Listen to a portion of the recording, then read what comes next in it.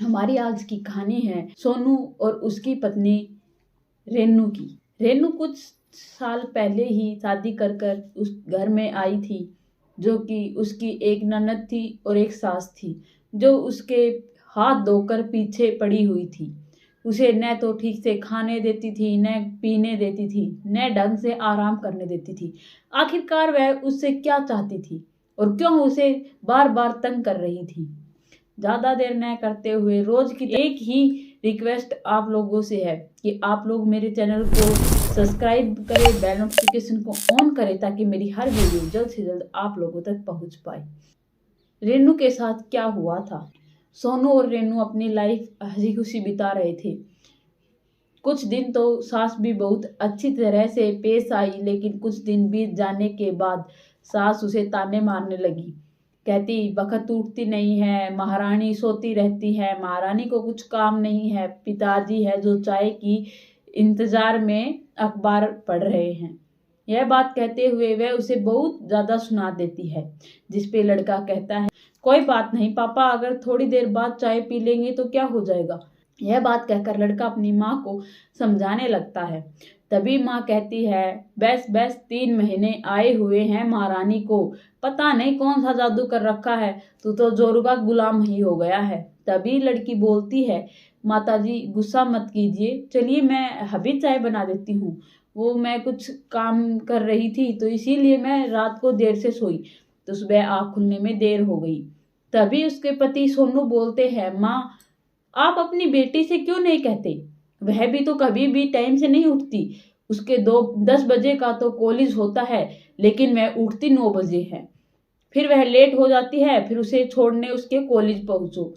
यह बात कहकर वह अपनी बात खत्म ही कर रहा था। माँ कहती है कि तुझे तो बहस करना बेकार है, और दूसरी बात यह है कि तू तो आजकल जोरू का गुलाम कुछ ज्यादा ही हो गया है।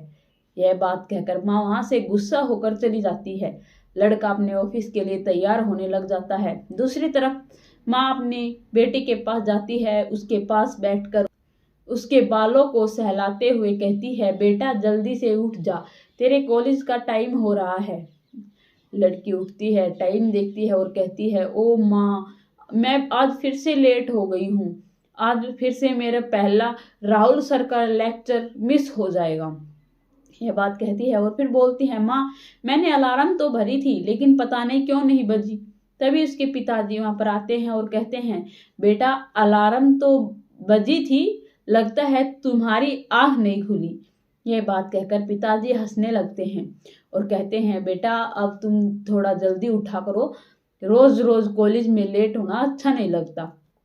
माँ कहती है आप मेरी बेटी के कुछ ज्यादा ही पीछे नहीं पड़ने लग गए हो। यह बात अपनी बहू को जाके कहो कि वह वक्त उठे, वो 8 बजे तो उठती है।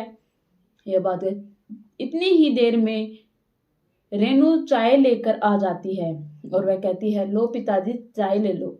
तभी वह चाय लेकर एक चुस्की लेकर कहते हैं वाह बेटा, तुम्हारे हाथों में तो जादू है। तभी उसकी सास कहती है बहू पर तो बड़ा प्यार आता है, कभी तुमने हमारे हाथों की चाय पीकर तो यह नहीं कहा, आजकल कुछ ज्यादा ही बहू की साइड लेने लग गए हो। तभी चाय के कप को रखते हुए कहता है अरे बिमला, तुम भी कहाँ छोटी छोटी बातों को लेकर नाराज हो जाती हो। अरे तुम्हारे हाथों की चाय तो अमृत से भी ज्यादा अच्छी होती है। यह बात कहकर वह हंसने लग जाते हैं। दूसरी तरफ वह कहती है कि माँ जल्दी से नीचे आ जाओ, मैंने खाना बना लिया है, खाना खा लो। तभी वह नीचे जाते हैं, खाने के लिए टेबल पे बैठते हैं। तभी लड़की बोलती है पापा आप प्लीज भैया से कहो ना कि वह मुझे कॉलेज छोड़ आए, क्योंकि आज मैं लेट हो गई हूँ। तभी पिता बोलते हैं ठीक है बेटा, मैं तुम्हारे भैया से बात करूंगा कि वह जाने से पहले तुम्हें कॉलेज छोड़ देंगे। यह बात कहकर कहते हैं ठीक है तुम खाना खा लो, फिर तुम्हें मैं कॉलेज छुड़वा दूंगा। तभी भाभी खाना लेकर आती है और दोनों बहन भाई को खाना परोसती है। तभी पिताजी कहते हैं अरे वाह बेटा, क्या बात है, आज का तो खाना लगता है बहुत अच्छा है, बहुत अच्छी सुगंधी आ रही है और सब्जी तो लाजवाब लगती है। यह बात कहकर पिता बहुत बड़ाई कर ही रहे थे, तभी बहन पहला निवाला लेते ही निवाले को नीचे गिरा देती है और कहती है, भाभी आपको पता है ना कि मैं इतना तीखा नहीं खाती हूँ, लेकिन आपको समझ क्यों नहीं आता? आप रोज रोज मेरे खाने में इतना तीखा क्यों डाल देती हो? तभी उसके भैया बोलते हैं, भाई किसी को खाना है तो खाओ या नहीं खाना है तो मत खाओ, वो तो ठीक है, लेकिन खाने में तो इतना तीखा नहीं है, लेकिन लगता है आजकल तुम्हें तीखा कुछ ज्यादा ही लगने लग गया है। यह बात कहती, तभी रेनू कहती है, माँ क्या मैं आपके लिए खाना ला दूं? तभी माँ बोलती है, मेरे हाथ पाँव सलामत है, मैं अपने आप लेकर खा लूंगी, ज्यादा हमदर्दी मत दिखा। यह बात सुनकर रेनू कुछ भी जवाब नहीं देती है, वह वहीं पर सहमी खड़ी थी। तभी उसके ससुर कहते हैं, बेटा सोनू, क्या तुम अपनी बहन को कॉलेज तक छोड़ दोगे? तभी सोनू कहता है, हाँ पापा, लेकिन पापा मैं एक बात कहना चाहता हूँ। वह कहता है, क्या बेटा? वह बोलता है कि पापा आप इसे कहिए ना कि ये जल्दी उठे, क्या है ना कि मैं जाता हूँ तो इसकी वजह से मैं डेली लेट हो जाता हूँ, जिसके कारण मैंने अपने बॉस की बहुत सारी डांट खानी पड़ती है। तभी उसकी बहन बोलती है कि क्यों, आप कभी अपनी बीवी से तो यह नहीं कहते हो, यह महारानी तो सुबह 8 बजे उठती है। यह बात कहकर तभी उन दोनों बहन भाइयों में बहस हो जाती है। उसके पिता उनको धमकाते हुए कहते हैं, दोनों चुपचाप शांति से बैठ जाओ, सोनू आजकल तुम ज्यादा ही वो कर रहे हो। यह बात कहते हुए पापा बोल ही रहे थे, तभी सोनू कहता है, क्यों पापा आप मुझे ही क्यों डांट रहे हो? इसे भी कहिए ना कि यह अपनी जिम्मेदारी समझे, इसे भी अगले घर जाना है। और यह ऐसे बातें करती है जैसे रेनू इसकी सहेली हो, इसे पता है कि यह इसकी भाभी है, तो तमीज से बात कीजिए। यह बात कहकर उनमें थोड़ी जिदाबहसी होती है। फिर वह अपनी बहन को कॉलेज छोड़कर ऑफिस चला जाता है। दूसरी तरफ रेनू के ससुर रूम से चिल्लाने की आवाज आती है। रेनू दौड़कर अपने ससुर के रूम में जाती है तो देखती है कि ससुर के ऊपर सूटकेस पड़ जाता है, जिसकी वजह से उनके सर में बहुत सारी चोट आती है। गुम चोट होने के कारण उसे नहीं पता चलता कि चोट कहाँ लगी है। वह अपने ससुर को पकड़कर बेड पर लिटाती है और कहती है, पिताजी रुकिए, मैं आपके लिए तेल लेकर आती हूँ और सर में मालिश करने के बाद आपको बहुत आराम मिलेगा। वह पिताजी का सर गोदी में रखकर मालिश करने लगती है। इतनी ही देर में सास वहां पर आ जाती है और उसका हाथ पकड़कर रूम से बाहर निकाल देती है और कहती है कि आजकल तुम मेरे पति पर भी डोरे डालने लगी हो। क्या तेरे पति से तेरा जी नहीं भरा जो तू मेरे पति को भी फंसाने लगी है? यह बात कहते ही वह बोलती है कि माँ जी ऐसा कुछ नहीं है जैसा आप सोच रही हैं, आप बिल्कुल गलत सोच रहे हो। तुझे शर्म आती है? एक बहू और ससुर के अंदर एक मर्यादा होती है, इतने भी करीब नहीं आना चाहिए कि मर्यादा भूल जाओ। यह बात कहते हुए सास उसे लड़ने ही लग रही थी। तभी वह बोलती है, मम्मी जी ऐसा आप सोच रहे हो, ऐसा कुछ नहीं है, और पिताजी के सर में चोट लगी थी इसीलिए मैं उन्हें मालिश कर रही थी। तभी वह बोलती है, ठीक है, मैं अपने पति की मालिश खुद कर सकती हूँ, मुझे तुम्हारी कोई जरूरत नहीं है, और यहाँ से चली जाओ। वह अपने रूम की ओर दौड़ते हुए चली जाती है और अपने रूम में जोर जोर से रोने लगती है। तभी दूसरी तरफ उसकी फ्रेंड का फोन आता है। तब वह सोचती है कि यह इस वक्त फोन क्यों कर रही है। तभी वह बोलती है, हेलो स्वीटी। तभी स्वीटी की माँ कहती है, बेटा स्वीटी नहीं बोल रही हूँ, मैं बोल रही हूँ। स्वीटी का कल कार एक्सीडेंट हो गया है, जिसके कारण उसके दोनों पाँव पर बहुत ज्यादा चोट लगी है और मुझे पैसों की बहुत जरूरत है। जो मैंने तुझे तेरी शादी में 1 लाख रुपए दिए थे, तुम मुझे वह मेरे वापस अभी दे दो ताकि मैं अपनी बेटी का इलाज करवा सकूं। मैं अभी सिटी हॉस्पिटल में हूँ। यह बात कहकर वह फोन काट देती है। वह अपने पति के पास फोन करती है और बोलती है कि सोनू, मैंने तुम्हारे से कुछ बात करने के लिए फोन किया है। वह बोलता है, क्या हुआ, इतने टेंशन में क्यों लग रही हूँ? तभी वह कहती है कि वो क्या है ना, मेरी फ्रेंड एक्सीडेंट हो गया है, जिसके कारण उसे हॉस्पिटल में एडमिट किया गया है, तो मैं चाहती हूँ कि आप जल्दी से 1 लाख रुपए का प्रबंध कर दिए ताकि उसका ऑपरेशन सक्सेसफुल हो पाए। तभी सोनू बोलता है, देखो रेनू, मेरे पास इतने पैसे नहीं हैं। अगर 20-30 हजार की बात होती तो मैं कर भी देता। इतनी बड़ी रकम मैं कहाँ से लेके आऊं? थोड़े दिन पहले तो हमने शादी की है, उसी में इतने सारे पैसे खर्च हो गए हैं कि मेरे पास इतने पैसे बनना बहुत मुश्किल है। लेकिन रेनू गुस्से में आकर कहती है, ठीक है, अगर तुमसे नहीं मनते तो मैं अपने आप प्रबंध कर लूंगी। यह कहकर वह फोन काट देती है। दूसरी तरफ सोनू उसे बोलते ही रह गया, लेकिन रेनू ने उसकी एक न सुनकर फोन कट करके रख दिया। दूसरी तरफ उसकी सास उसकी सारी बातें सुन रही थी। वह उनके पास आती है और कहते हैं कि अरे तुम कहीं जा रही हो? तो वह बोलती है, हाँ माँ, मैं अपने दोस्त के घर जा रही हूँ। तभी वह बोलती है, अरे वो मनोहर अंकल है ना, वो आज हमारे खाने खाने आ रहे हैं। वो पहले भी आने वाले थे, लेकिन कुछ काम होने के कारण वे नहीं आ पाई। वो तब अब आ रहे हैं, तो उनके लिए अच्छा खाना बनाना ताकि उन्हें बहुत पसंद आए, और वह हमारे लिए कुछ भेंट लेकर आएंगे, तो उन्हें खाना बहुत अच्छा खिलाना, क्योंकि हमारी बहुत अच्छी रिश्तेदारी है। यह बात कहकर वह अपनी बात खत्म ही कर रही थी, तभी रेनू कहती है, माँ मुझे माफ करना, प्लीज आप हैंडल कर लो। वह आज नहीं बल्कि कल आ जाए, क्योंकि आज मैं अपनी फ्रेंड के यहाँ जा रही हूँ। मेरी फ्रेंड का एक्सीडेंट हो गया है और मेरा वहां जाना बहुत ज्यादा जरूरी है।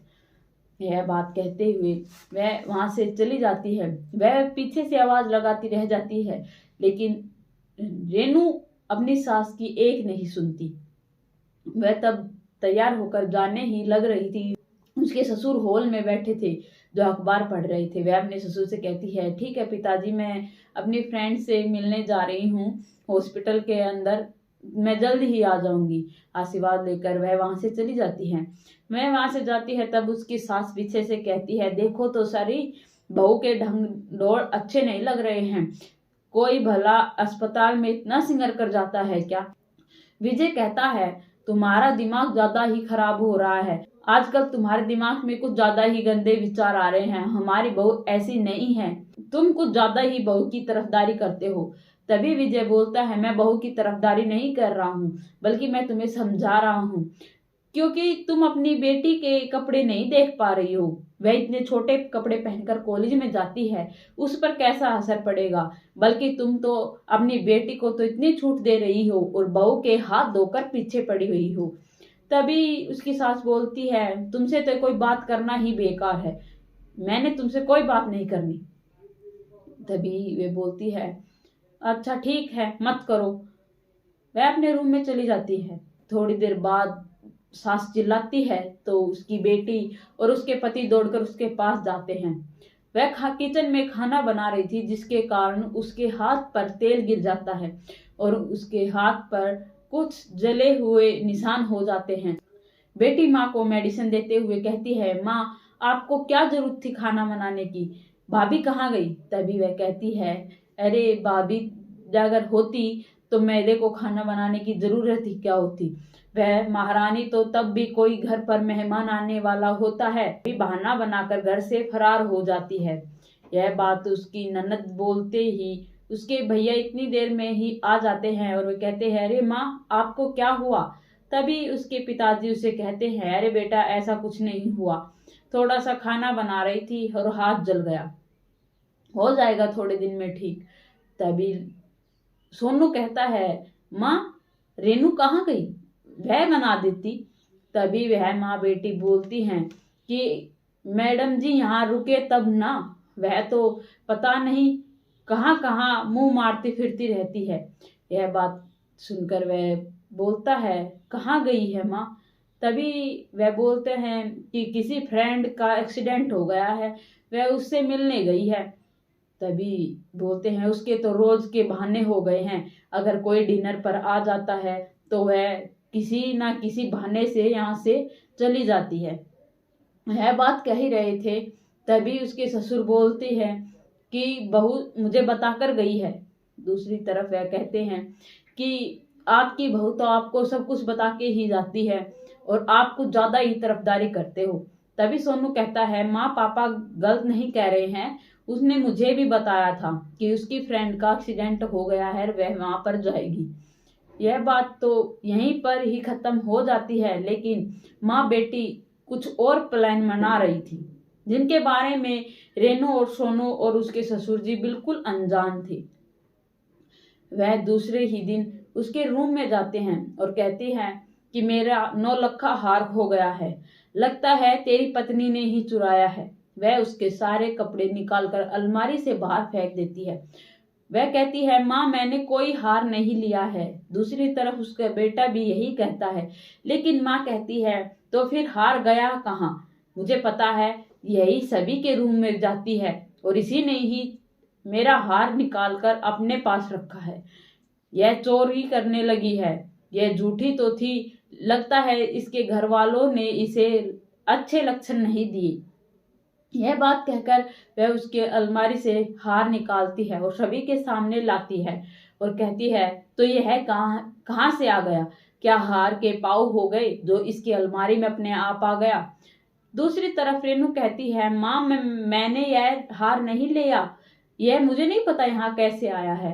तभी दूसरी तरफ सोनू कहता है, तो तुम कहना क्या चाहती हो? यह हार अपने आप चलकर तुम्हारी अलमारी में आकर बैठ गया? वह अपनी पत्नी से कहता है कि रेनू, मुझे उम्मीद नहीं थी कि तुम ऐसा करोगी। यह बात कहकर वह उसे थप्पड़ मारता है और वहां से चला जाता है। 2-3 दिन तक उनमें इतनी अनबन रहने लगी कि वह आपस में बोलना भी पसंद नहीं करते थे और सोनू तो रेनू से सीधे मुंह बात भी नहीं करता था। दूसरी तरफ ससुर उसके पास आता है और उसे गले लगाकर उसे कहता है, बेटा तू मेरी बहू नहीं बल्कि मेरी बेटी है और मुझे पता है कि वे हार तुमने नहीं चुराया। वह तुम पर झूठा इल्जाम लगा रहे हैं, लेकिन हमारे पास कोई प्रूफ नहीं है जिससे हम साबित कर सके। वह रोते हुए अपने ससुर के गले लगकर अपने दुख को जाहिर कर रही थी। दूसरी तरफ उसकी ननद, जो कि ससुर और बहू की वीडियो बना लेती है ताकि उनके पति पत्नी के रिश्ते को तुड़वा सके और उसके भैया उसे धक्के मारकर घर से बाहर निकाल सके। तभी वह जाकर अपनी सास से कहती है, माँ आप लोगों के लिए चाय ला दूं? तभी वह जोर जोर से हंसने लगती हैं और कहती हैं, तुम बड़ी मासूम हो, तुम्हें आज तक यही नहीं पता चला कि हमारा प्लान क्या है और हम तुम्हारे अच्छे में नहीं बल्कि बुरे में हैं। तभी वह कहती है, आप कहना क्या चाह रहे हो? तभी वह बोलती है कि तुम क्या सोचती हो, हार के पाँव हो गए हैं कि जो कि जाकर तुम्हारी अलमारी में बैठ गया। यह बात कहकर वह हंसने लगती है और कहती हैं, यह सारा हमारा प्लान था ताकि मेरे पति और तेरे पति का विश्वास तुझसे उठे और वह तुम्हें धक्के मारकर यहाँ से घर से बाहर निकाले। यह बात कहकर जोर जोर से हंसने लगते हैं और कहते हैं, तुम्हें अभी से तो मेरे हंसले प्लान का तो पता ही नहीं है। तभी वह अपनी माँ को पकड़कर बेंच को ऊपर फेंक देती है, जिसके कारण उसकी माँ का सर फूट जाता है। सर में बहुत सारी चोट आ जाती है, जिसके कारण वह चिल्लाने लगती है, पापा भैया जल्दी दौड़ के आओ। उसके पिता और उसके भैया वहां पर आते हैं और देखते हैं तो वह चौंक जाते हैं। तो वह कहते हैं, यह सब कुछ कैसे हुआ? तो उसकी बहन कहती है, भैया यह सब कुछ भाभी ने किया है कि हमने इसका पर्दाफाश कर दिया। तभी वह कहता है कि चलो मैं तुझे तेरे घर ही छोड़ आता हूँ ताकि तेरे घर वालों को पता चले कि तू क्या करती है। यह बात कहकर उसके हाथ पकड़कर उसे घर से बाहर निकालने के लिए उसके कपड़े पैक करने लगता है। तभी उसके पिता कहते हैं, बेटा रुको। तभी उसकी माँ और उसकी बहन उसे ससुर और बहू की वह वीडियो दिखाते हैं जिसके अंदर ससुर अपनी बहू को गले लगा रहा था और कहते हैं कि यह अपने ससुर पर भी डोरे डालती है। लड़के की आग और ज्यादा भड़क जाती है, जिसके कारण मैं अपनी पत्नी को घर से बाहर निकालने के लिए उसके जल्दी से जल्दी बैग पैक करने लगता है और कहता है, मुझे अब किसी की कोई बात नहीं सुननी। तभी लड़का के का पापा उसके पास जाता है और कहता है, बेटा तू एक बार मेरी बात तो सुन ले। तभी वह कहता है, पिताजी मुझे उम्मीद नहीं थी कि आप ऐसा कुछ कर सकते हो। अरे आप अपनी ही बेटी के साथ ऐसा करोगे, मुझे नहीं पता था। वैसे तो आप उसे बेटी कहते हो ना, लेकिन ऐसे संबंध होंगे यह मैं कभी अपने सपने में भी नहीं सोच सकता था। तभी उसके पिता उसे थप्पड़ मारकर कहते हैं, मुझे नहीं पता था कि तेरी भी सोच तेरी बहन और तेरी माँ की तरह हो जाएगी। अरे वह तो घटिया सोच की है ही, लेकिन तू ऐसा सोचेगा मेरे बारे में, यह मैंने कभी नहीं सोचा था। तभी वह कहता है कि जब तक तुझे कोई सच नहीं पता चल जाएगा तो तू मुझे गलत ही समझेगा। तभी वह कहता है कि आप ऐसा क्या सच बताना चाहते हो, मैंने सच देख लिया है। तभी वह अपने फोन के अंदर एक वीडियो दिखाता है जिसके अंदर वह माँ बेटी दोनों कबूल कर रही थी कि यह सब कुछ उन्होंने ही किया था। और वह वीडियो बनाते हुए उसमें सब कुछ रिकॉर्ड हो जाता है कि सर रेनू ने नहीं बल्कि उसकी बहन ने फोड़ा था और सारा इल्जाम रेनू पर डाल दिया था। तभी वह अपनी पत्नी का बैग लेकर बाहर आता है और कहता है चलो मैं अब जा रहा हूँ। तभी वह कहते हैं भैया आप कहाँ जा रहे हो। वह बोलने ही वाला था, उससे पहले उसकी बहन कहती है लगता है भैया भाभी को इनके घर तक छोड़ के आएंगे। तभी वह कहता है नहीं, बल्कि मैं इसके हमेशा हमेशा के लिए साथ जा रहा हूँ। वह बोलते हैं भैया क्यों, गलती तो आखिरकार इन्होंने की है, आप घर क्यों छोड़ोगे। यह बात कहकर बहन पूछ ही रही थी, तभी भैया ने अपनी ही बहन को एक थप्पड़ खींच कर मारा और कहा मुझे नहीं पता था कि तुम लोग इतनी हद तक गिर जाओगे। अरे रेनू ने तुम्हारा बिगाड़ा ही क्या था, यह हर वक्त हर समय तुम लोगों की सेवा में लगी रहती थी, लेकिन तुम लोगों ने इसे जलील करने में कोई कसर नहीं छोड़ी। अरे इसने तो कभी तुम लोगों के खिलाफ एक लफ्ज भी नहीं बोला, यह तो तुम्हें अपनी माँ की तरह रखती थी। और रही बात बहन तुम्हारी, अरे भाभी तो माँ के समान होती है, और कल तू अपने ससुराल जाएगी, अगर तेरे साथ कोई ऐसा करेगा तो माँ तुम ऐसा होने दोगी, फिर तुम क्या करोगी। वह यह बात कहकर अपनी माँ को बहुत सुनाता है।